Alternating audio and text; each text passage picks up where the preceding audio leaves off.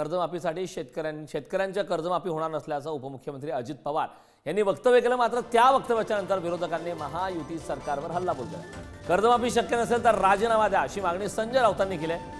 कर्जमाफीच्या वक्तव्यावरून महाविकास आघाडीचे नेते आक्रमक झाले। उद्धव बाळासाहेब ठाकरे पक्षाचे खासदार संजय राऊत यांनी मात्र सरकारच्या राजीनाम्याची आता मागणी केलेली आहे। कर्जमाफीस नकार दिल्याच्या नंतर आता घडामोडींना वेग आला।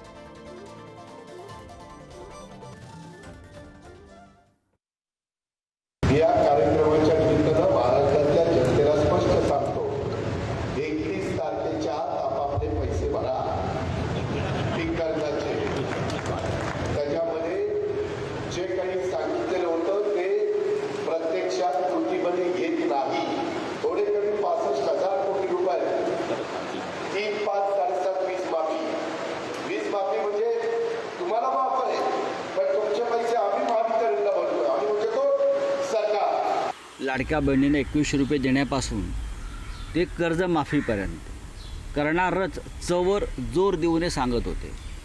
आता अजित पवारांनी हात वर केलेले आहेत। खरं म्हणजे अजित पवारांनी राजीनामा द्यायला पाहिजे। जर ते कर्जमाफी करू शकत नसतील आणि लाडक्या बहिणींना 21 रुपये देणार नसतील तर महाराष्ट्राच्या जनतेचा वचनभंग केल्याबद्दल त्यांचा राजीनामा जनतेने मागण्यापेक्षा त्यांनी स्वतःहून नैतिकतेच्या मुद्द्यावर राजीनामा दिला पाहिजे।